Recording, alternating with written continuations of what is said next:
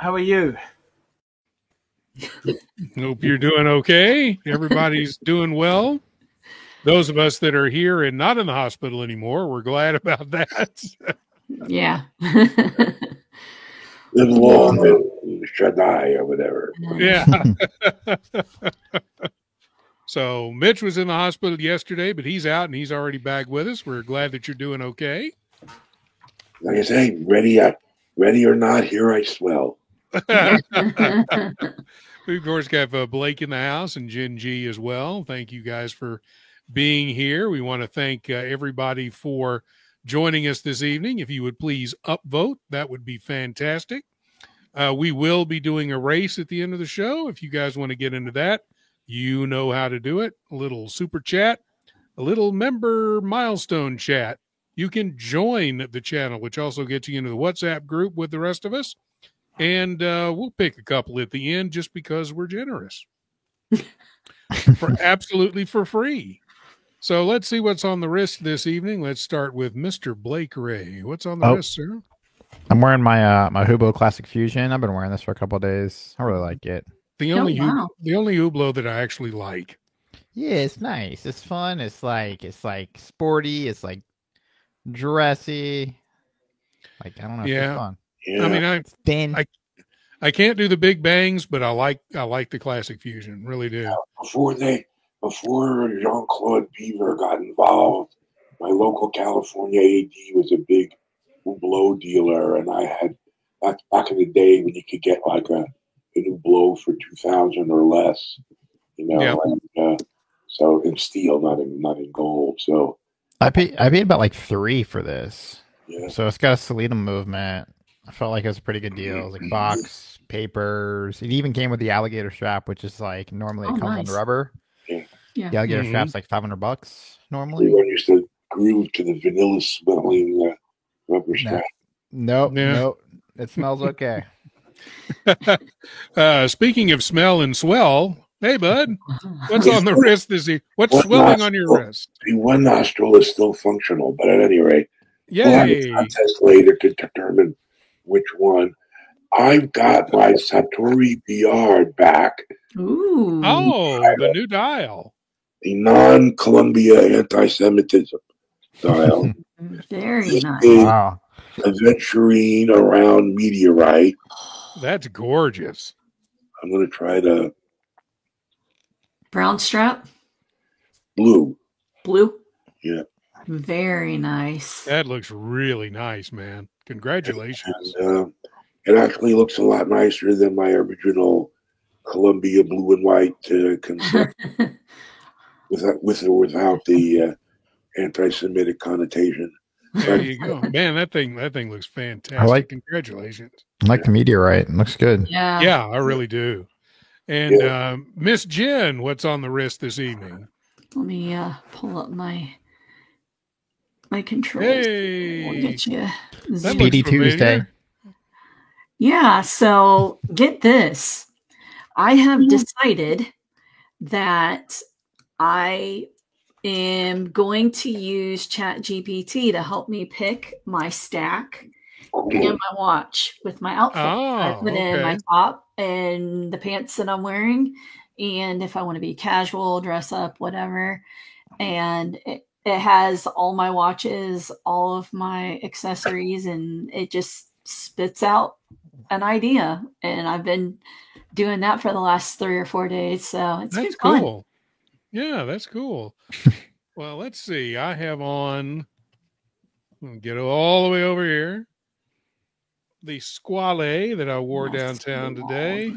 Ooh. Nice. I love that. Yeah, I do too. I love that watch. All this ChatGPT. Jelly. Jealous. Yeah, the ChatGPT stuff all reminds me of that. When I was a kid, we had ChatGPT. We called it the Magic 8-Ball. Yes. Yeah, there you go. Okay. You asked it questions and it gave you an answer. Yeah. Well, here's the basic problem with Hublot. You have a watch on, Blake, that you spent $3,000 on. I have a Squale on that I spent $660 on, and we have the same movement. Yeah. Yeah, that's true. I will say that the finishing on this Oh, is gosh, yeah. amazing. Yeah. No. I'm Um, just giving you trouble because I mean that's always what people gripe about as far as Hublot goes is they charge so much for a Solita is not really an average movement, but for that price it is. Do you have a custom rotor though? A custom Hublot rotor? No, I don't because I don't have a Hublot. There Thank you go. God That's I what you're don't have a paying Hublot. for. The one complaint I have with these Suntory VR is that they have a Leisure 100 movement. It does have a custom off-center rotor, but it's a Leisure G100. And I asked, don't you think at this price it could use a better movement or some kind of in-house movement or heavily modified? Oh, we're working on it. We're working on it. So we'll see what happens. We want to see who's in the chat this evening. Remember that feel free to join us in the chat this evening. You can also join us on the stream. We've got the link is in the chat. Just scroll up and you will find it right there. We've got Chillin' Tanks in this evening, and we've got DP reminding everybody to upvote. That's a good idea, too. We'd love to have some upvotes. We've got my friend John Wiegand is here. Hello, Robert and group. Thank you, John. Appreciate it. Hope you're doing well. Our first super chat and race entry of the evening for our buddy Tariq. Tariq, come on when you get the kids to bed. Upvote for the best Tuesday crew. Thank you so much, Tariq. $2. Thank you, bud. Yeah, he says he likes your watch too, Mitch. Says it looks amazing, along with DP also. Thank you, guys. Tariq and I seem to have similar taste in watches. I just noticed it. We've got our buddy Trap is in the house. Hope you're doing well this evening. Evening watch people. I don't do it as well as other people. Nice Timex Gin from DP. We have our buddy Ollie in the chat, not the 8-ball I was buying. I don't think Story Lord could manage the push to bespoke designs and hot horology at the same time. They had to choose one to secure their market first. I think they chose right. Well, I tell you what, it's a gorgeous watch. Really a gorgeous watch. It's interesting is because this was actually a bespoke design within certain parameters. Then they came out with this super duper expensive flying tourbillon. And now they're selling sort of set watches, with, set dial combinations. Yeah. So I'm just wondering what they're going to do next. Yeah. So. Yeah, those Ruby Heart dials are. If I had the money, I would slam some money down for one of those. Yeah, because Ruby is my birthstone, so and on the other hand, it's expensive for what you get until they do something except the Leisure Parade movement. But then again, I've got a movement hang up, so movement phobia or philia or whatever. Welcome to Julius Caesar joining us this evening. Good to have you in as well. Glad you're here. So we're going to talk in this evening about what makes a watch a keeper in your collection. A lot of people in our group, somebody get Robert scissors. Yeah, I know. I need to get a haircut. Blah, blah. Whatever. I love you, Ollie. Oh, maybe I'll live stream the haircut. I think I'm going tomorrow, as a matter of fact. No. We got Caliber YQG in here. Hey. Good to see you, Caliber. But yeah, we're talking about what keeps the upper lip. Yes, sir. We'll get that taken care of. You don't worry. But anyway, talking about what makes a keeper in your collection. A lot of people in our group kind of go through watches like crazy. They own them for a few months and then they pass them on, sell them, and buy something else. Nothing wrong with that. Nate. I'm sorry. Yeah. Did you have clear your throat there? You have a little problem there. But others maybe take a different approach, keep them look at keeping them for a lifetime. So, like, do you have any rules on what makes a keeper? Kind of. Let's start with you, Blake. I mean, where the worst where person to start with? Yeah, because you cycle through a lot of watches, but I don't you also actually. keep a lot. Okay, there you go. I keep a lot. So what makes it a keeper? So, I buy a lot of watches in the moment, and usually it'll be like, hey, I got a great deal, or, trying to celebrate something, or I did something special, or I accomplished something. So I buy watches for that reason. But I keep watches because I go back to them. So, out of having them in my collection, I could throw them on any day. If I keep grabbing them, then to me it says something, So I'm trying to consolidate, and what I've been doing is I've been using a tracking app to track all the watches that I wear, because I have so many, but then I can't ever say, oh, I never wear that. I have, like, you know what I mean? I have a hard time kind of separating the ones that I do wear from the ones that I don't wear. And I have a rule that if I've bought a watch, I have to hold on to it for at least 6 months to see if it gets wrist time. And if it doesn't, then it would be on the chopping block. So that's kind of how I am. I do think there is such thing as a keeper. I have watches for many different reasons, but there's always some reason, and I guess I have a hard time because when I go back into that collection of watches that I don't wear, and I'm like, I wear it, I'm like, oh shit, this is the reason why I bought it. I put it on, but just because I have it doesn't mean I don't wear it. So yes, there is a keeper. That's my strategy for what I keep personally. And hopefully I'm going through a vintage phase now, so I think I'm totally screwed. Uh-oh. So yeah. Yeah, because yes. So tell folks what we were talking about beforehand, that you've got several coming in. Are they all vintage? Yes, I have 6 vintage projects coming. Like, that's my thing. So at least now I've done a couple. I mean, Jen and I have done some UG projects kind of together in a weird way. And so, yeah, I've got some vintage project watches that are coming in. One is at service right now. It's going to be back in about 4 weeks. And then I've got about 6 coming in, and a lot of them are skin divers. I've got a couple world timers. Oh, cool. I'm tending to buy stuff from the 60s, like the mid 60s to like early 70s. Tool watches, of course. And yeah, I'm excited to get some in. I've got a couple like ones that are going to be donor watches where I can get a bezel from. And I've been introduced to the app Whatnot, so please don't go on there. Because you'll see people that just like start some shit off at like super cheap prices. A lot of the guys on there, they have no idea what they have. So they're just they buy in bulk and they just try and move it out as quickly as possible. So I don't want to say what I've got coming in, but you guys will all know what I've got coming in. And I want to save it as a surprise. But no, I've been having fun with it. So now we'll see them all eventually. You will. Ghost of Yiddish Gambino, Nate feels attacked, talking about people who cycle through watches. All I have to say is you should feel attacked. Thank you. The boss is here, so please, everybody, behave yourself. So thank you, sir.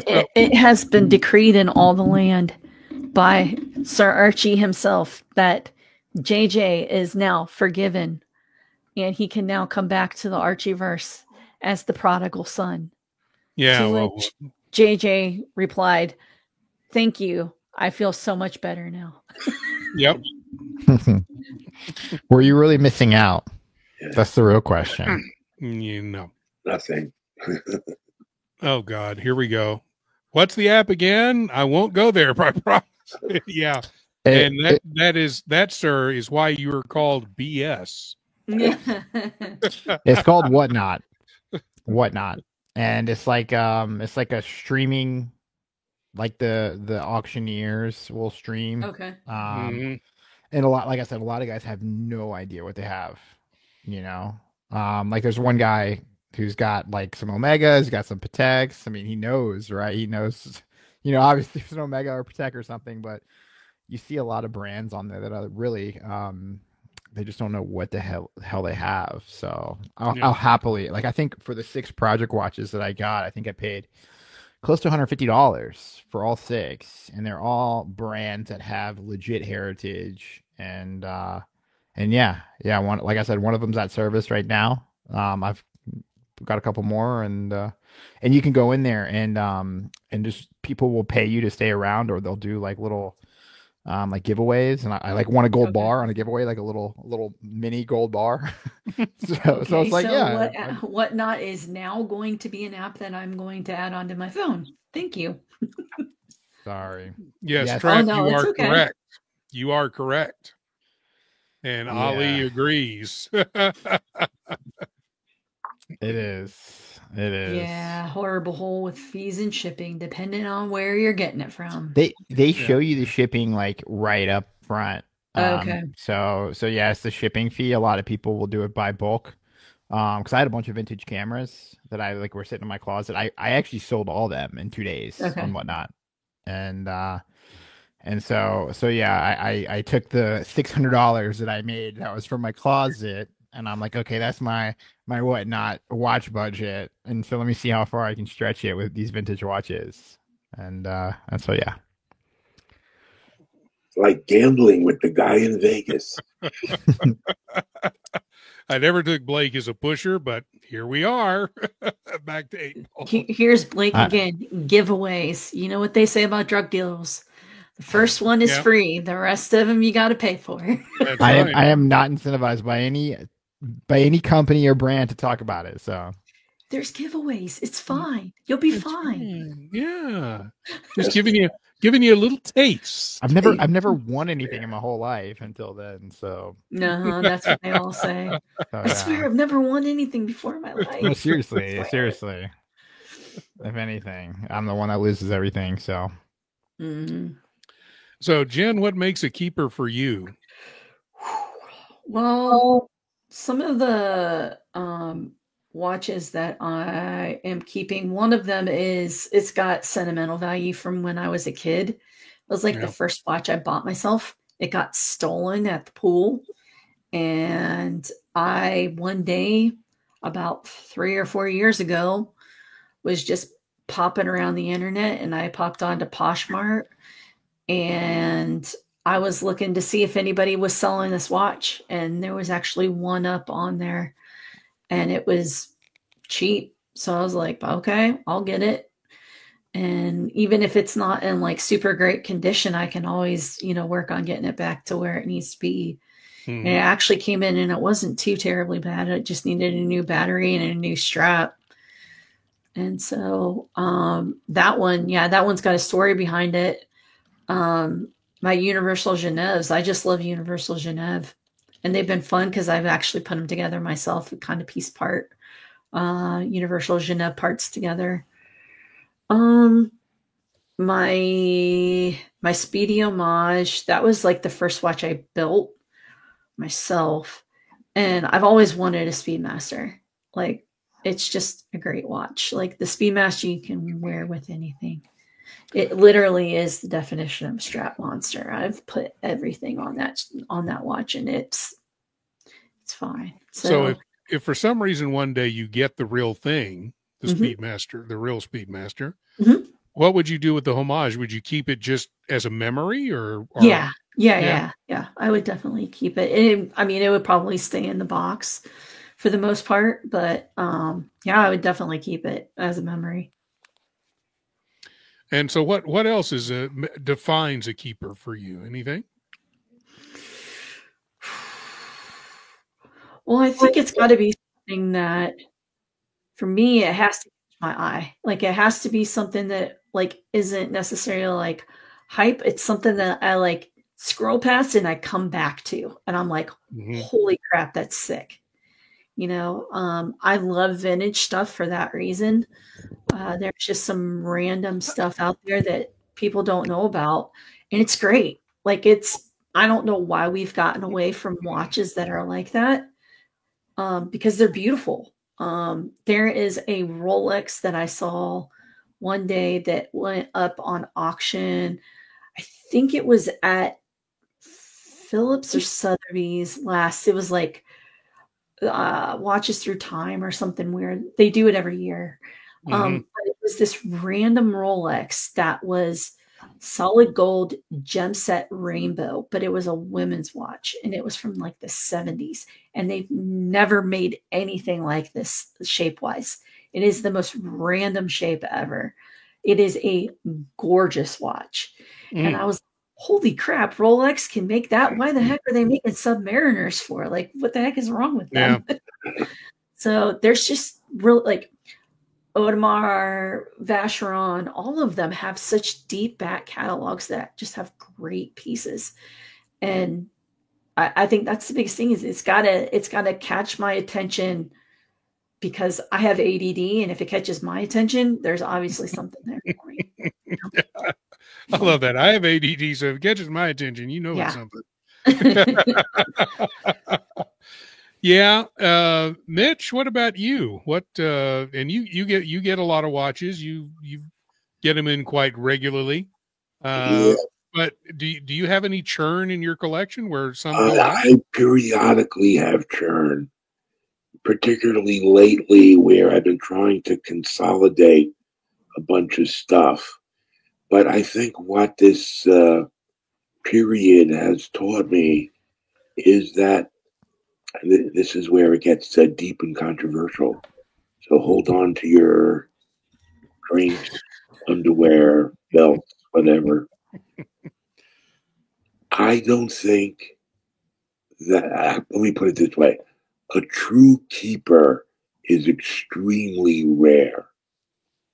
Even if you call something a keeper because you really like the movement or you really like the case or the dial or the history of the brand, or it's a reissue of an interesting historical watch. And this could be at any price level from $500 to, $25,000. I don't think I bought a watch that's been more than about $25,000. That's only after consolidating a bunch of stuff. To me, the only real keepers are probably watches that have a deep emotional connection to something outside of watches. Like, is this a wedding gift? Or did I get this from my grandfather or grandmother, as the case may be? Or, did I get this when I was made CEO of General Motors? That's never happened, as you can figure out. But you can. Then, if it's something that there would be serious emotional or perhaps even physical repercussions if you sold it, and or being on an episode of Divorce Court, you may call something a keeper, but it really isn't. Yeah, I could see that. Yeah. I want to welcome in Timely Behavior. I have a few keepers, albeit sentimentality of Grail. Each collector is different. Very true. Yeah. Very true. There is no correct. No, I mean, and thank you, Timely. Great topic. Mitch came up with the topic tonight, so thank Mitch because he's the one who came up with it. And Mr. Roberts joins us as well. Hey, y'all. Hey, man. Good to see you in here. Just a reminder that we will be having a race this evening, and we're going to go for, probably another 30 minutes to an hour. So if you want to get into the race, feel free. We'll have, we've only got one entry so far, so chances are pretty good you'll do well. Super chat, member milestone chat. If you join the channel, which also gets you into the WhatsApp group, and we'll pick a few at the end. Oh, also, if you buy memberships for other folks, gift memberships, that'll get you in, and we'll pick a couple at the end to join in the festivities. Yeah. So I see Ali wrote a comment. He had some keepers until divorce. I went through a divorce back in 2004. I fortunately was able to um, move things around in the settlement that I was able to keep the watches. I lost about everything else, but I was able to keep the watches, which actually worked out because when the Great Recession hit in 2009, I got walloped really badly.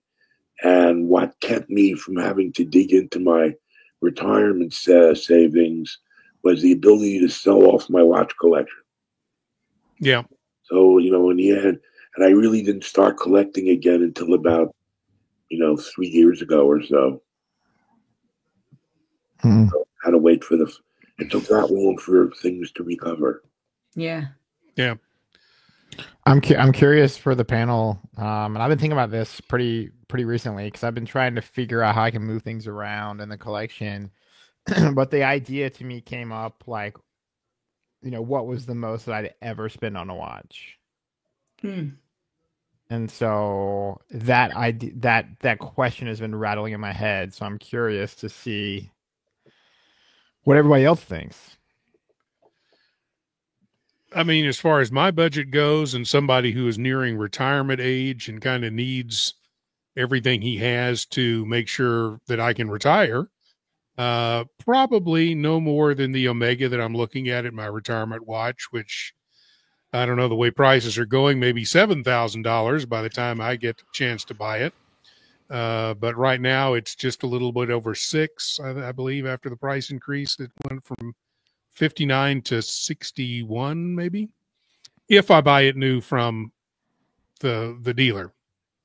If I decide not to go and get it either a second hand or something from a gray market, I could save money, and I'm still considering that too.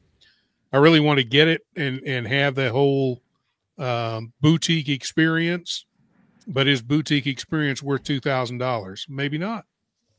I don't think so. Yeah. I think even back when I was more flush and during the .com bubble before it burst, the most money I ever spent on a new watch without a trade-in or anything was around $20,000, and that was rare. These days, I mean, technically, I bought more expensive watches, but I was after trading in 3 watches.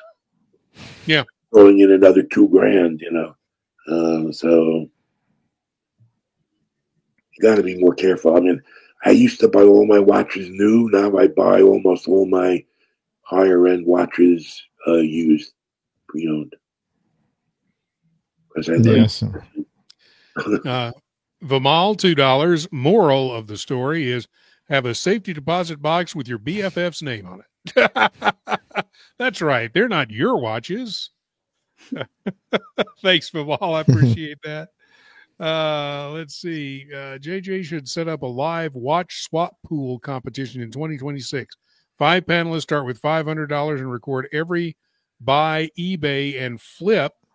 And end of year, who has the most valuable watch is estimated from Chrono 24. That's kind of an interesting idea. Yeah, that's kind of cool. I don't know. We may have to look at that, Ali. That's really interesting. We do interesting stuff here on the Watch Hangout. Yeah, we do. Trap received boutique experience with my Squale and Hamilton, champagne and finger food. So I guess that ain't $2,000 worth. I don't know. Yeah, you can get your own cheap champagne and take yourself out to dinner. Take yourself out to dinner and get some champagne. Take a lady friend. Get a bottle of Freixenet at Trader Joe's. There you go. Unfortunately, I don't have the keys to the YouTube page to set up a poll, but that would be a good one. Maybe if you guys just want to talk in the chat, what is chat folks? What is your spending limit? Is it, as Timely says, is it under 1,000? Which most of my watches, that's what I spent, even though a lot of them are worth more. The most expensive watch I bought was my Monaco, which was used, of course, and I spent $2,000 on that. That's the most expensive one I bought. That's not the most expensive one in the collection. That would be the one that was a gift to me, the Longines Hydro Conquest GMT, which is about 27, and the Bucherer, which is about 28, but I only spent 8. Yeah. So That's awesome. It's as far as what you spend. So what makes a keeper to me? First of all, if it's a gift, I don't care if I like the watch or not. If somebody thought enough of me to give it to me, then it stays. So, if anybody has any ugly watches they want to send, no, I'm just kidding. You're just looking to get rid of them. They'll stay with me forever. But honestly, like Blake sent me the beautiful gift of the Laco, as he did with Jen. That'll stay in the collection forever because it was a gift. And I happen to love that watch. So, that's an easy one. But anything that's a gift stays in the collection. I think I've developed kind of a connection with some of the watches that I have, like my original Tag Heuer, probably the Monaco, although I could see selling the Monaco one day, but not really anytime soon. As a matter of fact, we're going to get that puppy fixed up to where it's running like new. Yeah, we are. Yeah, we are. Jen is going to do it for me. So watch out. I am. She is. And so, but as far as everything else I have, all the Seikos and all that other stuff, nah. I would most of those aren't keepers. Maybe the Turtle, I really like it, but the rest of them, they're not keepers. And I think the Bucherer is a keeper because it's a really great dress watch. Yeah. And I got such a good deal on that. That's not worth selling. Well, and you like it. Yeah. Oh, yeah. I love that watch. That's awesome. I love that watch. So, that's kind of what makes a keeper to me is, do I like it? Am I wearing it? Like with the Bucherer, I don't wear it very much because I don't go to a lot of dressy events. But when I do, it really looks good. So. Mm-hmm. I think there's like some chemistry in your brain that like once you get the watch on wrist and then you're like, oh, this is so good. I know, right? And then you just fall in love with it, and then just the serotonin starts pouring through you. Yeah. And that hit every time you look down at your wrist. Yeah. This is amazing. It's weird because it happens differently for every single watch. At least it did for me. Like there's watches that I just love to wear, but I hate to use, right? Mm-hmm. Like some of the chronographs that I have. But then there's watches that I like love to use, but I hate to wear, in a weird way. So yeah. Yeah, and I mean it's like this little watch I have on. Didn't spend a lot of money for it in the grand scheme of things, but I really love it. The little Squally, really love it. I love that watch. Never thought that I would love it this much, to the point that it's like, okay, do I really need another shiny Swiss diver? Do I really need the Omega? I like it because it's a shiny Swiss diver, but it's $6,000. It's 10 times more than this watch was. Yeah. I don't know. You rotate the Squally out if you did get the diver. Have a what? Would you rotate the Squally out if you did get the Omega? I don't know because I've got so many black divers. Do I really need it? Something that's weird to me is like I have so many. I've been lucky enough to acquire a good chunk of my my Grails, and then it's like once I have it, it's just like you move on to something else. It's like then you have a new Grail, like a new I know item to lust over, and maybe it's just me, but once I have it, I guess I don't appreciate it as much as I did before I had it in a weird, you know what I mean? That seems so weird to say. Yeah, I can see that too. But part of it is the hunt.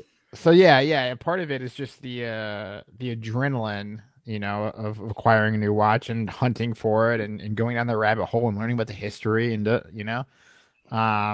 and then the buying experience just whizzes right through, Yeah. It's almost like the experience. I mean, yeah, you get some champagne, you get some chocolate, or if you buy from an AD, but that experience isn't. So to Robert, the experience is not worth the premium, in my opinion. But since it is your Grail watch, yeah, maybe. I don't know. you know. I But haven't decided. I haven't decided what I'm going to do. I mean, I really love the people at the Omega Boutique here in Austin. I think they're just terrific, and I would love to go actually get something from them because I think that all of those people are fantastic. yeah, Sure. But you Yeah. know, I Yeah, it's interesting because the things that motivate crazy watch collectors in terms of the buying experience are substantially opposed to the things that the one time and only time buying an expensive watch for myself or for my son or daughter or wife or husband expects. So the champagne and the chocolate and the light cocktail conversation, I could care less. You know, it- yeah, it- but we, most of the folks tuned in right now, I would imagine, are not really going to be impressed by the bubbly that's being poured. yeah. Yeah. Well, what's so funny is every time I go in now to the Omega Boutique, they all know me now, and they know what the watch that I want and stuff, and one of them will come over and say, "Hey, you want to try on your watch? Have You want to Yeah. wear it? You want to wear it around the store for a while?" that's just like putting They a killed me. hook in your mouth. And Yeah. I know. reeling you Yeah, in. it's great. Timely. The definition of an enabler. Yes, you need another shiny Swiss diver, even if you don't. And a lot of people, I would be more impressed with them saying, "Hey, you want to see what's new? It's only available at the boutique," rather than them wanting to serve me, a petit four and a glass of champagne. Yeah. Yeah. So, something that I've been fortunate enough to do is since I'm here in Vegas and a lot of friends come through and a lot of friends use Vegas as a reason to buy a watch. If that is your reason, cool. Yeah. Yeah. But I go with them, when they're watch shopping or hunting or whatever. So I get that like secondhand like dopamine hit, and then I'm like, oh shit, okay, my friend just bought a watch. Okay, so I'm good for a little. Yeah. Yeah. So Contact high, yes. yeah, You know, yeah. we were talking about like the journey to the watch. So like this, for instance, okay, this is one of the Universal Geneves that I put together. Right. And to break this down, let me get this in focus. So to break this down, I went through 3 cases just to get this one, to get the right one. To get the parts inside of the watch, I had to buy a whole other movement, and then I ended up messing up the balance wheel on this. So I had to buy a whole new balance. I had to buy several new parts because I ended up breaking. They came in fine, but then I messed them up somehow in the process.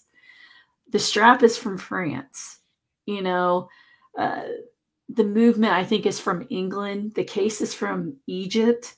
Like half of it is just like hunting for these things to put this together, and you watch your packages as they move through the mail system, and you're like, oh, what's the update today? Where are they at? Where are they at? It's like drinking tea and getting that little like caffeine pulse. You get that little like boop, get that boop, hit, and then instead of like an espresso, like boom, like shot to your face, like and then then you finally get it together and you put it on, and like at first, like with this one, I was worried that I wasn't going to be excited about it. I actually think this is my favorite watch now. Wow. Yeah, As simple as it is, I think this is one of my favorite watches. Yeah, no, it looks great too. Yeah, it turned out really great. Does. It was a lot of fun. I learned a lot, and it's always interesting to start with just the movement. Like that's what I found the movement with the dial, and I was like, this thing is in such good shape and it looks great. Like, why wouldn't I grab it for, I think it was like $50, $55. Yeah. I'm like, okay, now I dumped another 170 into it to get it all together. But look at what you have in the end. You have a timeless watch. I mean, the watch is definitely worth exponentially more than what it was when I, parted out. Yeah. And so, just that whole journey of putting one together, like Blake was basically the first person to introduce me to that. He sent me a Universal Geneve movement that was gorgeous. And I was like, I got to do something with this. Like, I can't just let this sit. And so that was how I, learned how to find parts and, figure things out. It's so much more fun than buying a watch. I mean, buying a watch, it's, it's definitely rewarding. Yeah, it's very rewarding. And then once it comes together, it feels something insane. Yeah. It feels something insane, especially because how much trouble you went through to bring it all together. Yeah. And, like to There's watch a story to it. Yeah, or in my case, like, it'll be gone for a long period of time because I can't do what you do. So just all the weight, all the tension, all the buildup, like just all coming together is the most rewarding thing I think I've ever done. And you can have so much more fun with it. Sure. Then I try and make everything like period accurate and like, try and find references that I can pull from and so I try and get everything OEM. But yeah, it's just so much fun. Yeah. So much fun. It's a fun way to look at watch collecting.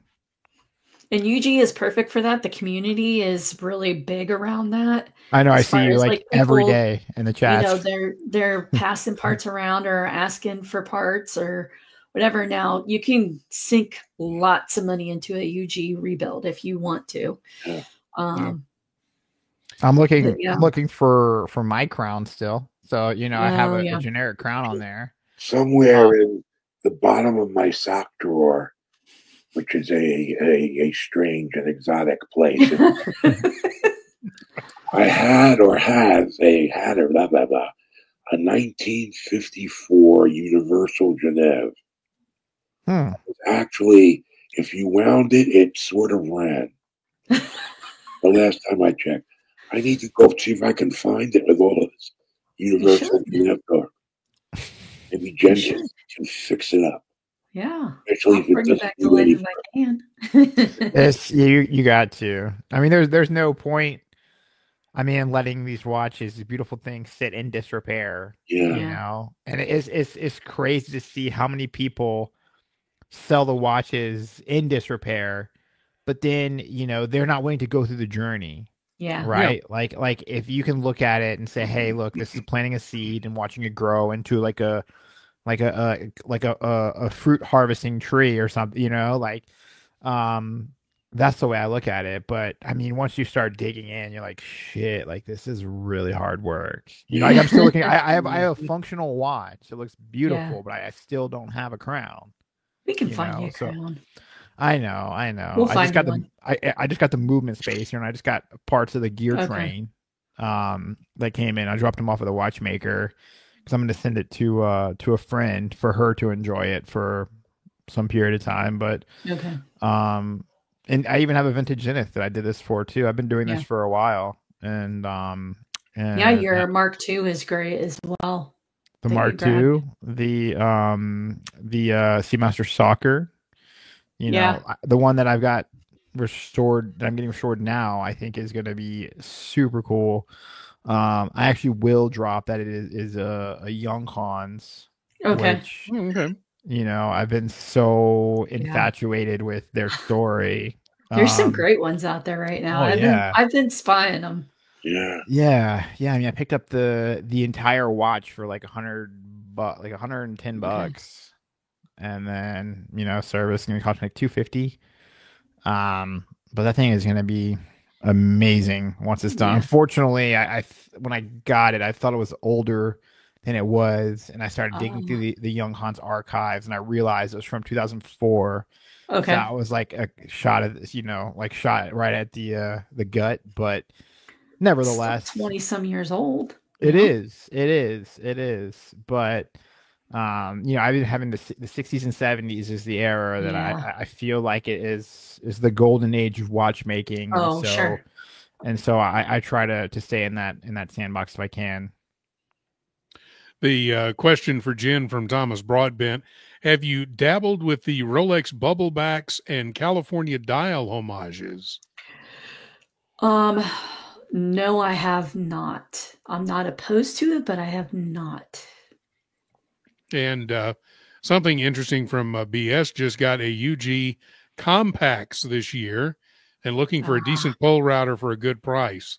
That would have been about a year and a half ago to get a pole router at a good price. Before the Breitling thing.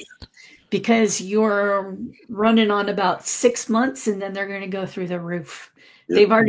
Stuff has already started to go up, like all of them. I saw a Tri-Compacts for sale for $69,000 the other day. Jeez. Like, it looked like it was new old stock. But they are, you can't find one for under 12. You can't.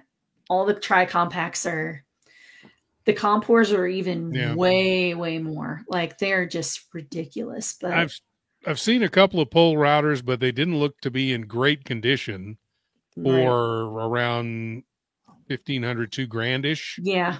But they didn't look great. I mean, it looked like they would take some work, not only just a service, but some work for the case too. Yeah. And probably the dial.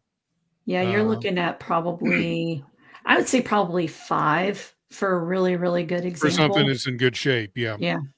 Has anyone checked to see whether old vintage Favre-Lubas I was looking for those recently. Have gone up in price with the advent of the reborn Favre-Luba?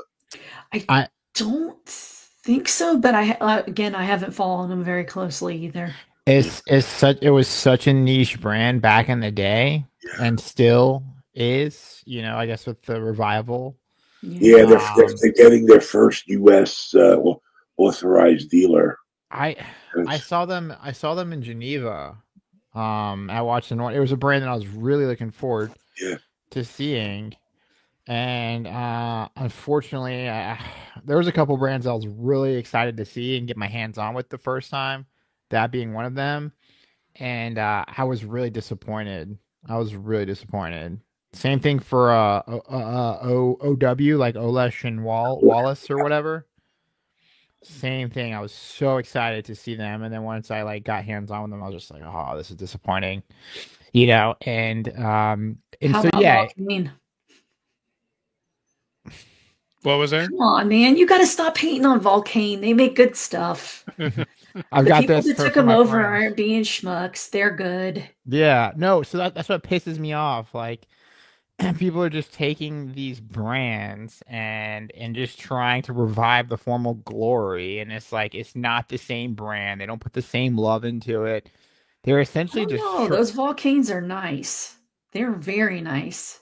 Yeah, I mean, a lot of the watches are nice. Like a lot of watch brands, they don't come out and say, "Oh, let's just make another shitty product." You know, like a lot of brands really come out and put some hard energy, effort, love, and tears into these watches, and amazing. But watches need, like, you can't keep them running forever unless you take care of them, and if you don't have the means to take care of them, and in this case specifically Volcane, right? Like, what's the point even owning a watch from that brand if you don't have the support from that brand? And yeah, I mean, mind you, since it is ETA, right, I feel a little bit better about get that fixed. Yeah, you can get serviced easily. Yeah, you can get it fixed anywhere. But in that case, like, you know, since I went through so much with that brand, it's like when I look down at the dial, like, I just, like, you know, this is an endorsement, you know, I'm wearing this product. It's an endorsement. It just wasn't worth it for me to wear it. So I moved it on, you know, so. Yeah, no, I understand. If they bring back the men's stop, they can take all my money. I don't care. I mean, you can start fresh with it. I don't know if I can, but no. I mean, I would get a vintage one. I would get a vintage. Yeah, I think that's the way to go. So same for OW, right? Yeah.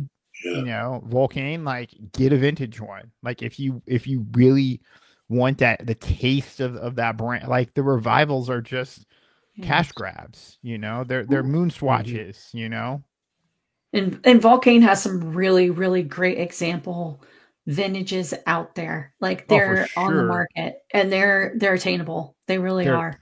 They're even cheaper than the new ones in most cases.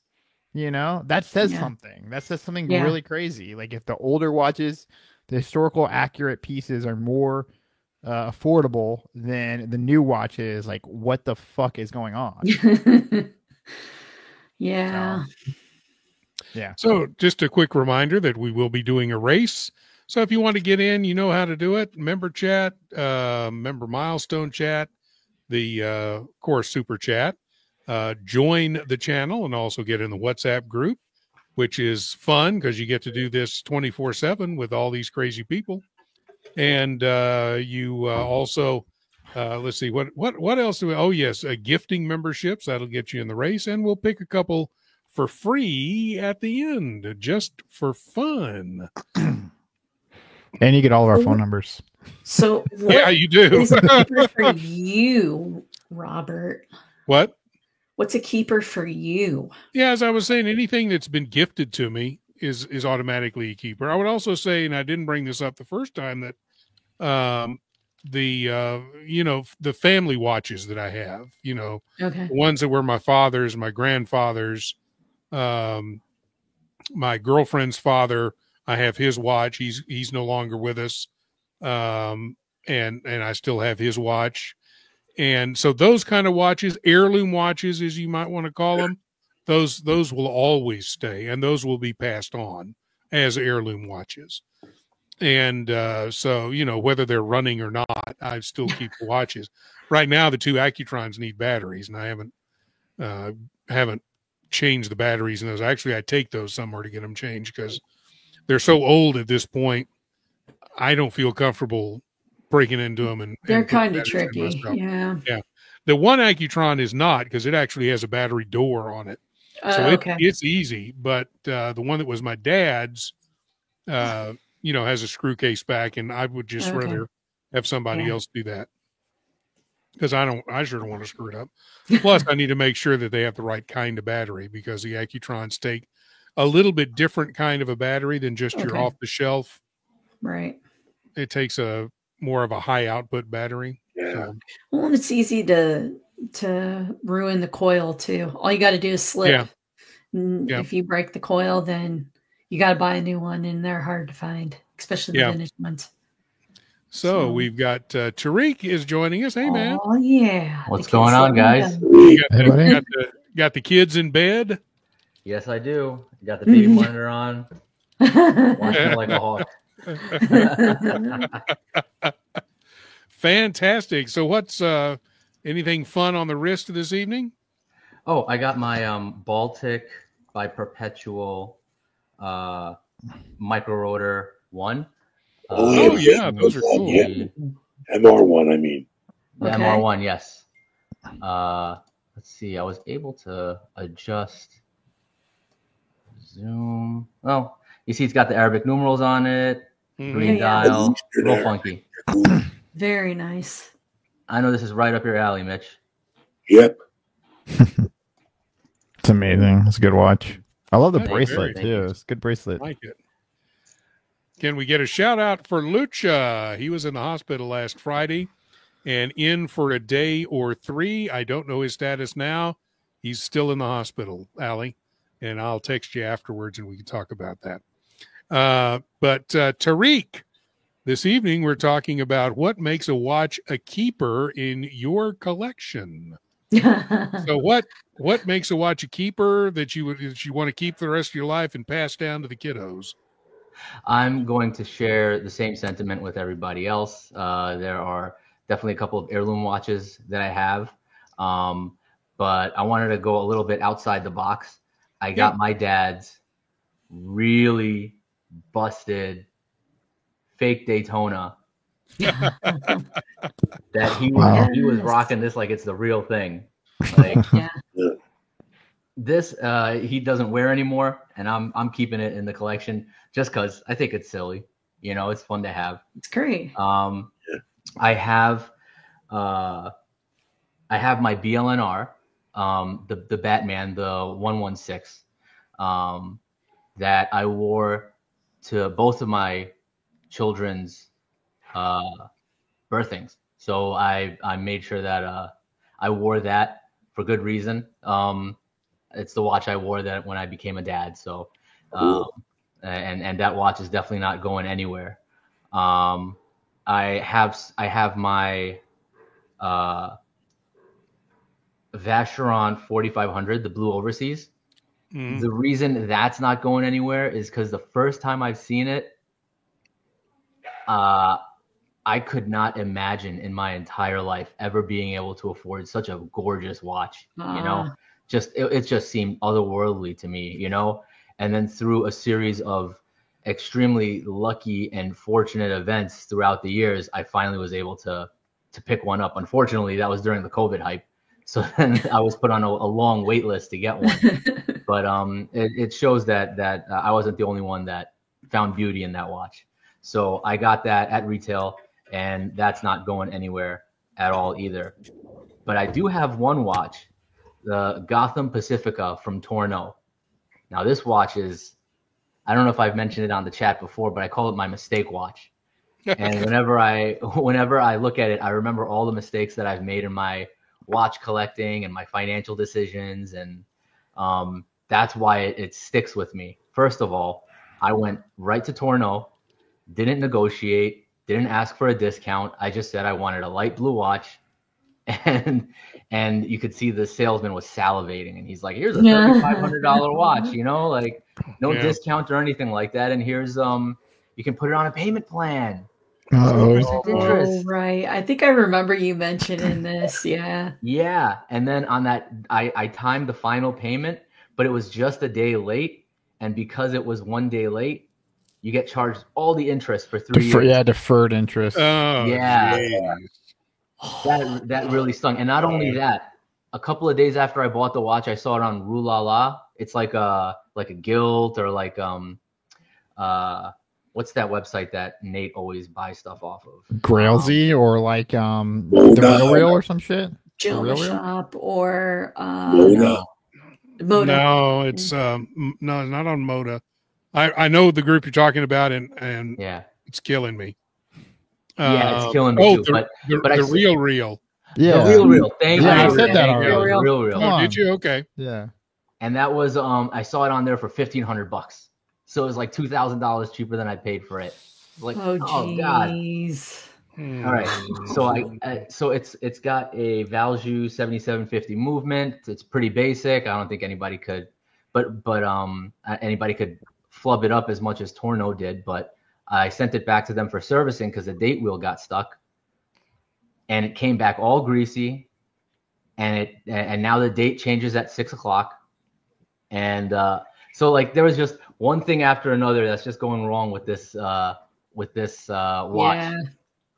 And for that reason, it will never leave my collection. Do you still wear it?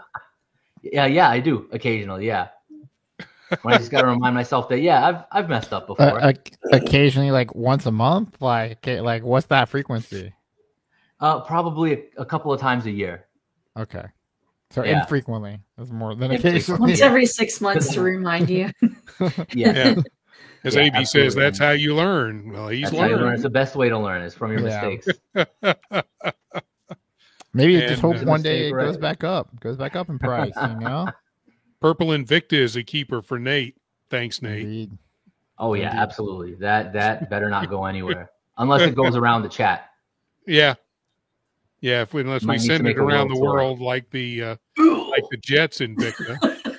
Where is that anyway? I'm not sure. I'm not sure where the Jets Invicta is. I'm curious too. So there is, and I mean, I guess we just talked about it, but there's been watches that have came into my possession that have almost ruined watch collecting for me. It's okay. So has that? I guess somebody didn't go to sleep. Uh-oh. What are you doing out of bed? I'm trying to talk to my friends. Hi. Say hi, Zimal. Yay. I'm gonna be right back, guys. Okay. Yeah, no problem, man. Has that happened to any of you guys where you bought a watch and you're like, this watch just almost ruined watch collecting for me? I have to say, so far, no. There's always a first time. My blue Oris. Explain. Shockingly enough, it took. So the person I ordered that from sent me the watch. The crystal wasn't the right size, and it came out as soon as I opened the package. Hmm. The dial was scratched. The hands fell off. And I was like, okay, you need to send me another one. He's like, okay. So then he sent me a brown one. And I was like, no, you need to send me a blue one. He's like, okay, I'll send you another one. He sent me a black one. I said, dude, listen. And I mean, this is taking like a month and a half, 2 months to get this watch. I'm like, dude, it's not that complicated. I just need a light blue watch, just like the one that you sent me. I sent a picture to you 5 times. Still the same watch. He's like, I can't get it. I was like, well, then why didn't you tell me that initially? Yeah. And so I was able to find it with somebody else. I was like, hey, because I had bought the purple one from somebody else. And I was like, hey, can you get me a blue one? And he was like, yeah, I can get you a blue one. I said, okay, let me see if I can get this figured out, and I'll let you know when I'm ready to do it. It was a nightmare. Well, let's say you got the blue one. Would Mhm. you have kept it, just knowing that you went through so much bullshit? Yeah, I would. It was my birthday watch. I bought it for my birthday. Yeah, I was that like, I makes you, just want a like, fun harder. blue watch. And I Yeah. really liked it. And I was like, okay, let's do that. Yeah. Sure enough. Oh, man. Best laid Surprise! plans. That's your surprise. That's your gift. Yeah, I know, the, right? The stress. So LC reminding us that a new Omega Railmaster is dropping next Really? week.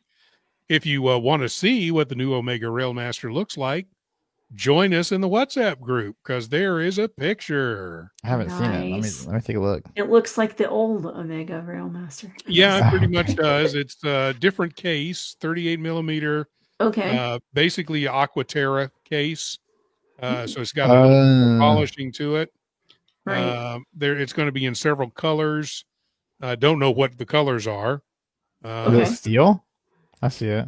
Yeah, it's steel. And it's $38,000.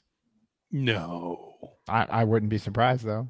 not for No, a I don't think it's gonna be that Railmaster. much. Omega's Railmaster jacking is up them the- prices. It'd be like, oh, Not that limited much. to 10 pieces steel. You know, you buy it with the exhibition box set. It 38 only grand. comes in a 3-piece set. Yeah, there you go. Yeah. exactly. $65,000. No, Yeah, there One you of them go. is solid gold. There I you mean, go. That's it. the Railmaster is kind of the starter Omega. Yeah. So I would thought hate to the- see them jacking up so high that you know, it's not the Was starter. it like the Barracuda? It wasn't then? really who said it was the starter Omega. Like, I've never heard that before. Yeah. Well, price wise, isn't it On, Pretty on much- secondary Kind of like market, yeah.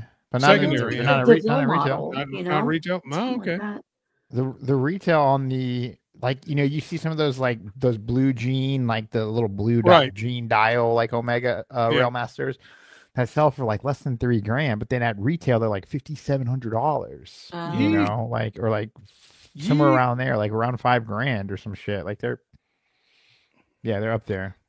Yeah. Wow. Yeek. So we're going to go for about another 15 minutes here. So we'll wait for Tariq to get back, of course, and talk to him a little There bit he more. There he is.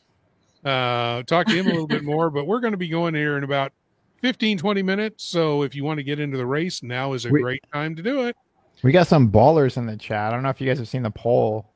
Holly was lucky enough to do a poll for us. Oh, I have not seen it. So what's the most you spend on a watch? 14% said 1,000. 6% said 5,000.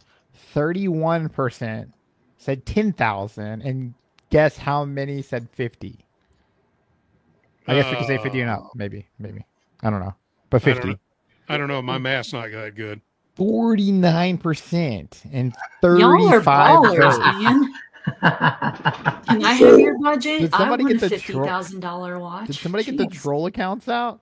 It's probably know, like right? Nate just logging into all his troll I could accounts. get me a used Moser and a freaking Bel Canto for that, and still have money left over for dinner. Yeah. That's very 75 true. votes. So is that still your dream, Jen, the Bel Canto? Oh, always. Hmm. But you do you like the 12 Loco at all? You know, I just saw the Gerard Perregaux that has similar. I don't know. To me, it's not as out there as the Bel Canto was. Like the Bel Yeah. Canto has the big crystal. It's got the weird architecture in there. It's got the bird. It's just different, you know. It was just, you Yeah. know, it's a novelty. And the loco is like, it's a cool idea that they split, you know, the balance wheel from the rest of the movement, but it's like that it just doesn't do anything for my brain. Like the wheel looks cool, but it's like it doesn't ding like the Bel Canto does. Like it does something to your brain. It lacks special effects. Yes. Yeah. Yeah. I don't especially like the step dial on it either. Yeah, I mean, it's just, it seems so plain to me. And again, I mean, we talked about this, you know, the other day. Why did they have to use the 12 case? Like, I get that they're trying to Yeah. save money, and that's how they really cut down on cost. Is they're like, hey, we got 12 cases, let's do this, you know? But that's what makes the Bel Canto different, is it's not in a case that's like any of the other cases that they have. It's I mean, just, if they want to reuse a case, why not put it in a light catcher yeah, or Yeah. something like that? You know, put it in a light Wait. catcher case instead of the 12 case. We talked about this last week too, when we were like, or maybe it was the week before or something. But anyways, we were like, yeah, this is a little interesting because, you know, when you see the documentary and people are like, oh my God, this is amazing. How did you do this? And then it's just like copy paste. It's just like, and then you watch the money get slipped into their hand at the end, and they get paid. Yeah. like writing checks, like in the end, like you see, like you watch the entire documentary, get to the end, roll credits, and then you know how sometimes like after the credits they give you like a little like behind the scenes like spoiler, then just writing checks to all the people. I know, right? That's it. So you said it's amazing. That's an extra 0 on that check. Yeah. Yeah. How much were you invoicing us for? Like, Yeah. Yeah, right.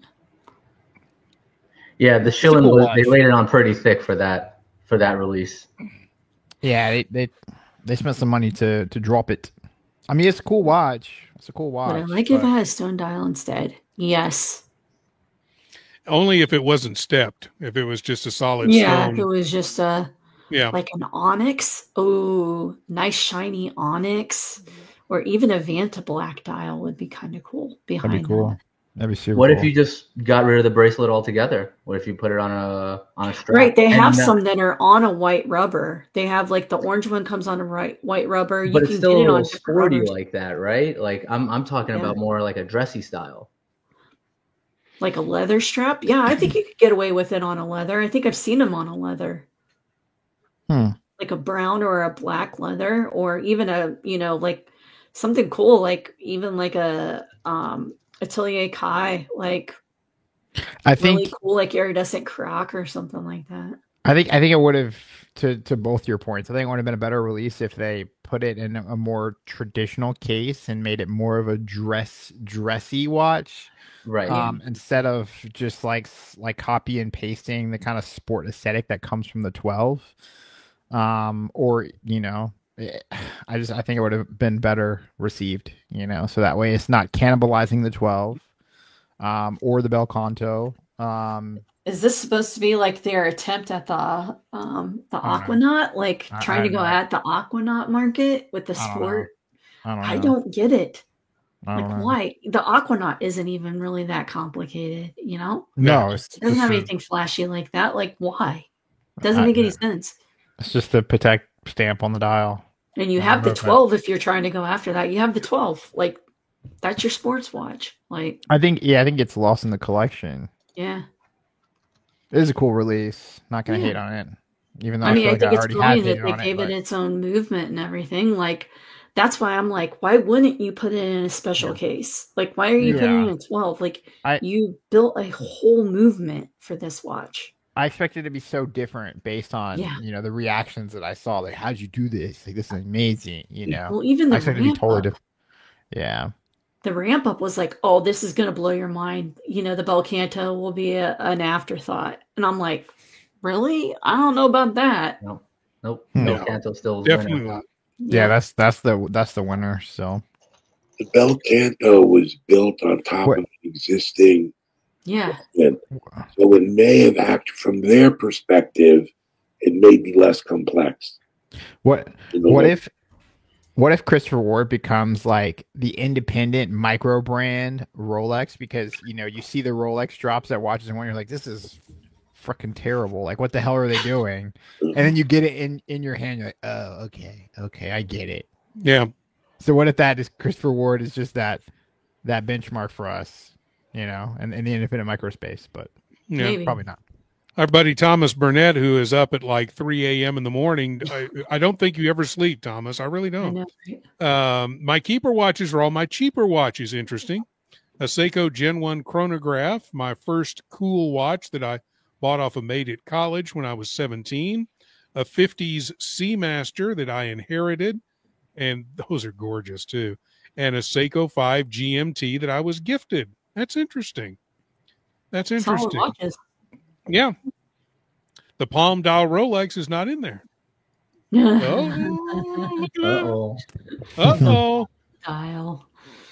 That's- Hey, Thomas, thank you so much for staying up with us, man, or getting up for us. I don't know which one, but you are the best. Thank you so much, sir. We'll put you into the race as well for that because you're up way too late. AB in the house. I have to keep my Rolexes because Gambino says I'll need them to get a last helicopter out of Vietnam. That's right. That's right, sir. You are correct, sir. Hmm.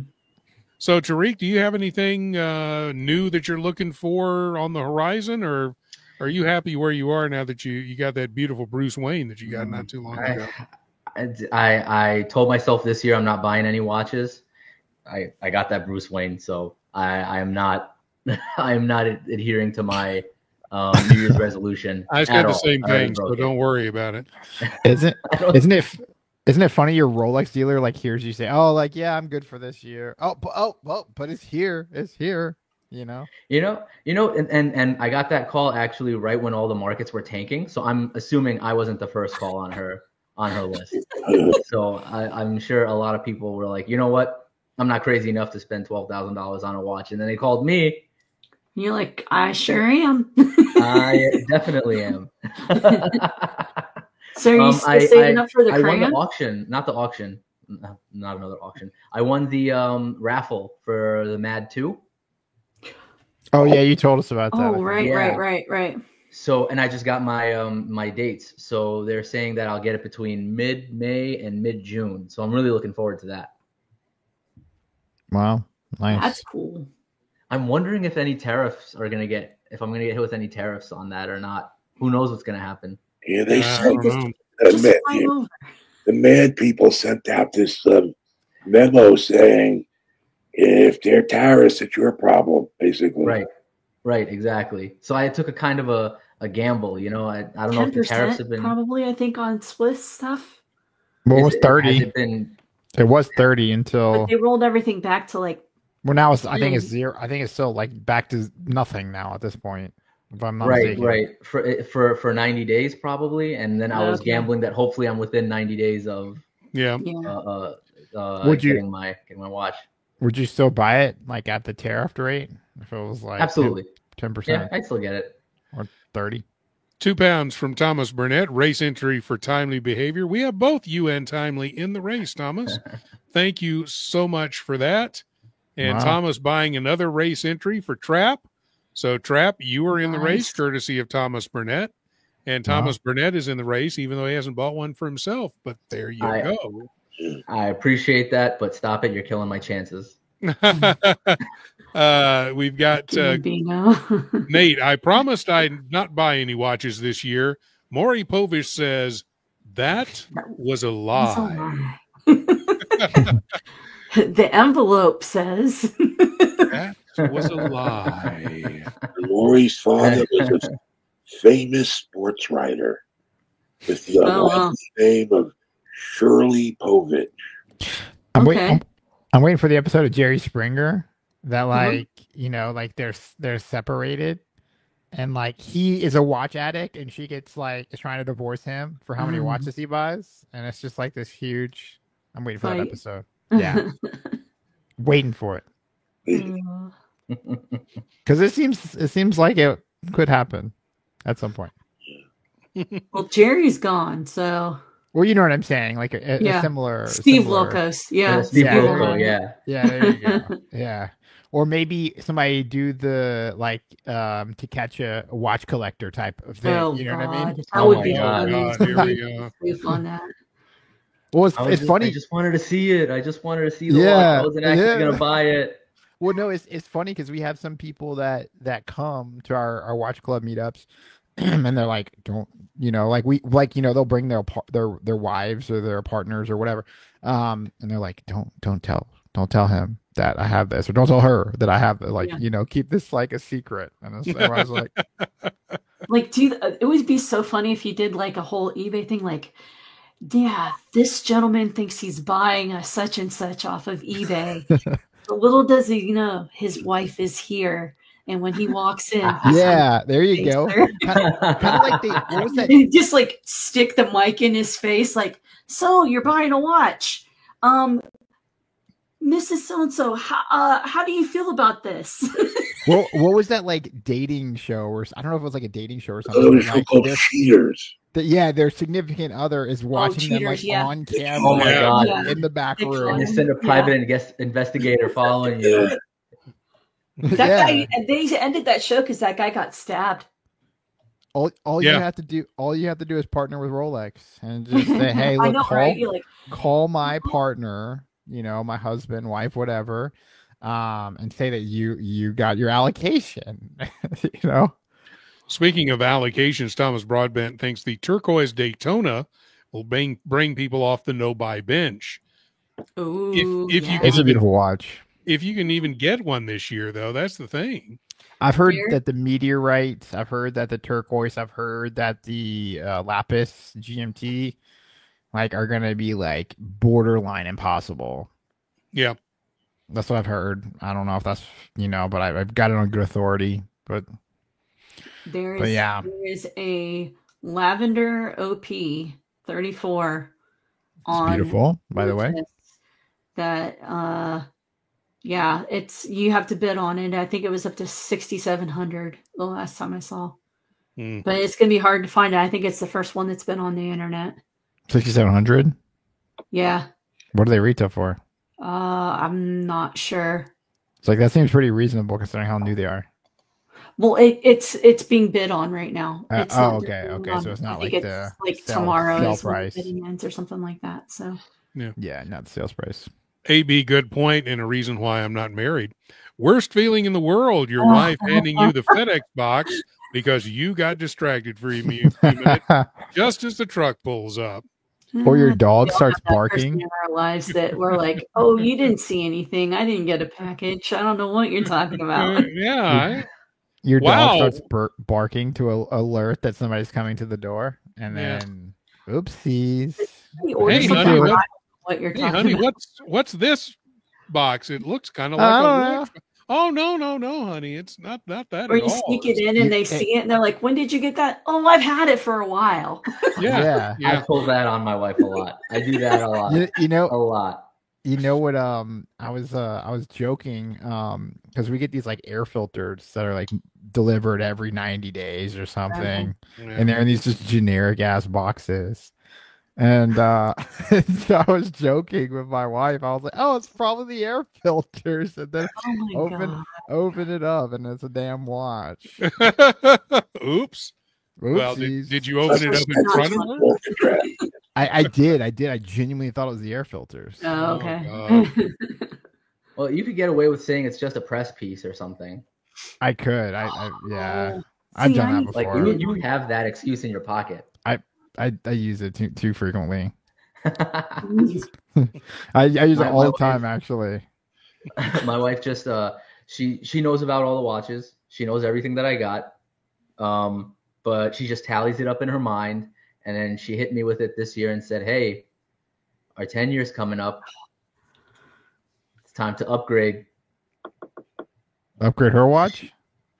for her ring." Oh, okay. Oh. Fair enough. Oh, That's shit. fair enough. Hundred percent. 100%. Gosh, hon, diamonds are diamonds. Don't you know that? Yeah. Diamonds are She great. said, yeah, and a Rolex is a Rolex. Yeah, that's true. Got jewels and you got jewels. Yeah. So, Diamonds lose so much in value. I know, It's but I crazy. can't You say can no to get her a her. honking. Yeah, no, of course, You can get her yeah. like a hoop diamond if you get her a lab grown one. Yeah, just get her. I I'll mean, get yeah, you one that can you get have to have somebody walk around with I would you and love hold their to. hand up for I, you. I would love to. I don't know what the what's the difference between a lab grown and a natural There's diamond. Just Like They're it's naturally like certified. it's they're like do you, chemically the same. it's like do you like your food grown indoors or outdoors? Yeah, Right. it's the same Yeah. thing. And So the thing is they're flawless. Yep. right. So Can I I have you would- guys talk to my wife? I would say They- get her a ring pop They and say, No. look, hon, this is better than a diamond because you can eat it. so I tried this with my wife, and when I moved, I lost a bunch of her jewelry. So I tried to surprise her, and I bought her like a 2-carat lab grown diamond. Just to say Okay. and I told her, I was like, hey, like, this is a lab grown diamond. Like, what do you think? And she was like, oh, it's too perfect, was what she said. And then she didn't like it because it was too perfect. So then we just turned it into a necklace. And I mean, I think I paid it was cheap. yeah. Yeah. I So, joined I the just- Moda Gold group and I see what Yeah, these lab there you grown go. diamonds are going for. It's like It's, a fraction of the real thing. Yeah, it's a drop in the bucket. And Yeah. and I agree. Like, I agree with everybody. And yeah, I mean, I mean, I even Nate's talked right. to her. I talked Yeah. to her. Yeah. I was like, hey, honestly, I've watched a lot of stuff on these. They're GIA certified. If they weren't legit, they wouldn't be messing with them. Yeah. But then, of course, you get the jewelry stores here that are like, oh, I won't touch a lab grown diamond. And Well, then they're fighting. They're we- fighting yeah, to then we, get we the natural lab or the natural grown as a a popular thing, and because they can pump out lab grown like crazy. That's why they cost what they cost, and they'll just bust the whole diamond market if they really take off, and they are. And I went to another jewelry store and they're like, oh, like almost 65% of the stuff we do is lab, you Yep. know?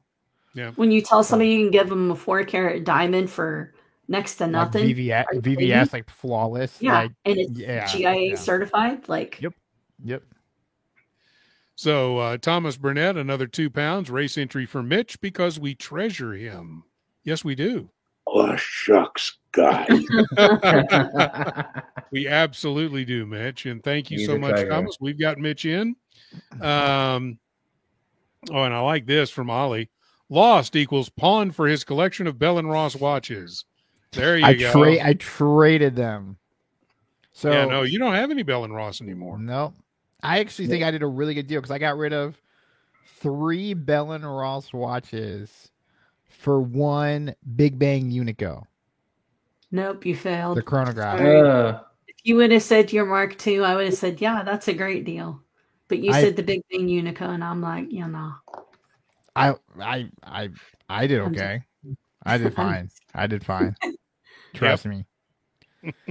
I like what Ollie For 3 said. Bell and Rosses? 3 Yeah. Bell & Rosses, like valued at like $6,000 for like a flyback in-house Big Bang Unico chronograph. Yeah, but see, the flavor of the Bell and Ross is still lingering in your collection, and that's something you'll never get away from. What do you mean by that? Flavor. The aftertaste, Flavor. it's No, still it's there. not. It's No. always gonna be I mean, there, as Ali Yeah, just. I like Bell and Ross. mentioned. I like Bell and like. The come on. watches he'll never forget. You guys will never let me live that up. I mean, come on, like we could bring up that Ollie like brim on.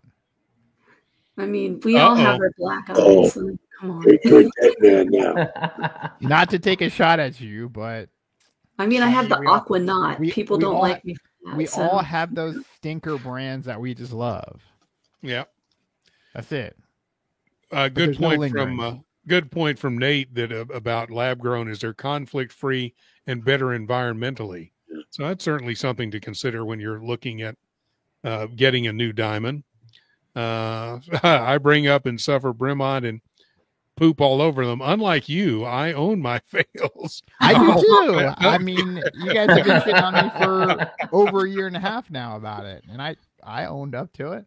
Yeah, and you're not Oh. ugly, Ali. Ollie was saying that he knows a guy that actually has his stuff sent to, what did he say here? I know an older fella who uses a reshipping service at the boat ramp. They repackage anything and label it something else. Oh God.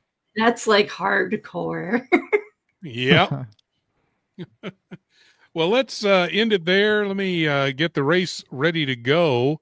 While I'm doing that, let me know. Let me first of all get the names in. You guys talk amongst yourselves for a little while. I'm joking, Ollie. I'm joking. Yeah, we know. It's all jokes here. It's all love. Yeah. Did you Yep. all see the Messina Lab Raul Page's collaboration? Very nice watch. Very nice. While Robert's doing that, Blake, have you mentioned what your keepers are? Like right now? Oh God. I know that Big Bang Unico is not a keeper. Maybe not. My Doxa sub 300 for sure. I wear that all the time. I've been really digging like my Mark 18, my IWC, and my Spitfire. My 40 millimeter I got a list here of the ones that I've been wearing. My 40 millimeter IWC everywhere lately, man. I've been seeing it everywhere, and I'm really digging it. Yeah, the Ingenieur is taken off. I saw a Sunny today. Somebody had one. I think the first one in the United States right now, and just a gorgeous watch. I had never seen it before. Just the way that they did the dial and everything is just unbelievable. But I've been looking at Mark 20s myself too. Like I think that's gonna end up in the collection somehow. It's good. Yeah, watch. I love it. It's so thin. It sits so good on the wrist. So let's see. Listening to a podcast, Ollie. Multitasking. There you go, multitasking. So we've got these names so far. 1, 2, 3, 4, 5, 6. Let's take 3 freebies tonight. Why don't we? So anybody want to nominate anybody? AB. Should we throw Nate in there? Do we really? Who else? Who's been here since who's been here since the start? Who's the first? I'm just messing with you. So Nate and who else? AB. AB. There we go. What about DP? All right, we've got them all set up here. Let's go over here. 44 seconds. Set. We will shuffle the characters. Turn the sound off. And away we go. We've got, everybody's kind of just steady as she goes. Nate's falling a little bit behind. Nope, Nate's in the lead, actually. Sorry. DP is the one falling a little behind, and Thomas Burnett. So we got Nate DP in front, Mitch third, Tariq down at the bottom, Vimal up on the rail, kind of falling back, but you know what that means? He will probably sprint and win. We're going to start to even out here. It's going to be close. Here goes Nate. Nate's back. AB's Thomas taking it. Burnett coming in from the back. AB's taking it. AB coming from behind. AB is taking it. Come But I think we got AB. There we go. Heck yeah. Very nice, folks. Congrats, AB. Wow, that is awesome. Yeah, congratulations, AB. We appreciate everybody being here. It's Derby week, and not one of you has a hat on. I have a hat on, but not a Derby hat. Yeah, I don't have a hat. But I don't believe anyway, we want to thank you guys for stopping by. Honestly, we love spending this evening on Tuesday with you guys. So thank you again. We'll talk to you next week. We may have a guest next week. Still not sure. If we don't have a guest, then we're going to be doing another AI Watch show, but this time creating budget collections. So that'll be next week unless we can get a guest on, which we've got a couple of invites out, so we'll see what happens. But we hope to see you again next Tuesday. The Watch Hangout should be back on Friday, and, of course, for Sunday Fun Day.